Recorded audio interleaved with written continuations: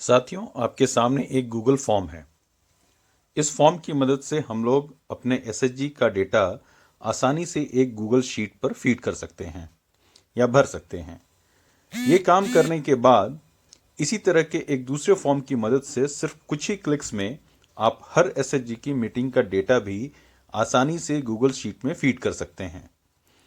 इसकी अच्छी बात यह है कि हम अपने मोबाइल के ज़रिए भी ये काम कर सकते हैं और इस तरह से आपके पास आपके सभी एसएचजी का डेटा आपके हाथ में होगा, जिसे आप जब चाहें देख सकते हैं और इस्तेमाल कर सकते हैं। तो चलिए अब इस फॉर्म को कैसे भरना है और किन बातों का ध्यान रखना है वो देखते हैं।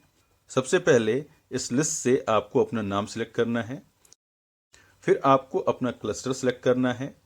यहाँ यह ध्यान रखना है कि आपको अपने ही क्लस्टर सेलेक्ट करना है, किसी और का नहीं, अन्यथा आपको आपकी गांव और एसएचजी की लिस्ट फॉर्म में आगे नहीं मिलेगी। क्लस्टर सेलेक्ट करने के बाद आप जिस गांव के एसएचजी का डिटेल भरना चाहते हैं उस गांव को सिलेक्ट करें और आगे नेक्स्ट बटन दबाने पर आपको उस गांव में बनी एसएचजी की लिस्ट मिल जाएगी। अब आप जिस एसएचजी की महिलाओं की जानकारी भरना चाहते हैं उसे सिलेक्ट करें और नेक्स्ट बटन दबाएं। आपको पहले सदस्य की जानकारी भरने के लिए फॉर्म मिलेगा। इस फॉर्म में आपको महिला का नाम, उसका पद, उसका आधार नंबर, उसकी उम्र, उसका मोबाइल नंबर भरना है।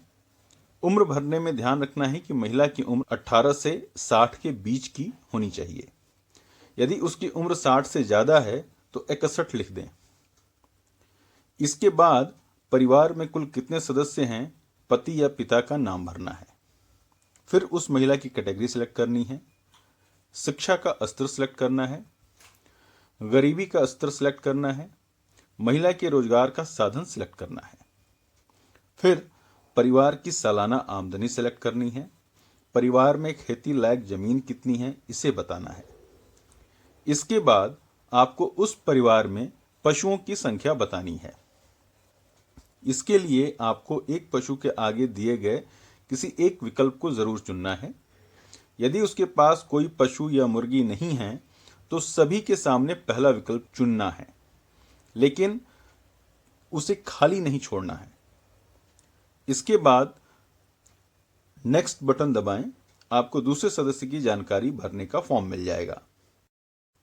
इस तरह आप जब 8वें सदस्य का फॉर्म भरेंगे तो आपसे एक अतिरिक्त सवाल पूछा जाएगा कि क्या इस एसएचजी में और भी सदस्य हैं। यदि आपका जवाब हाँ है तो आपको आगे फिर एक सदस्य का फॉर्म मिलेगा। यदि आपका जवाब नहीं है तो आपको अपना फॉर्म सबमिट करने का विकल्प मिलेगा। इसमें सबसे महत्वपूर्ण बात यह है कि इस फॉर्म को भरने से पहले आप अपने पास यहाँ सदस्यों की मांगी गई जानकारी उपलब्ध रखें। धन्यवाद।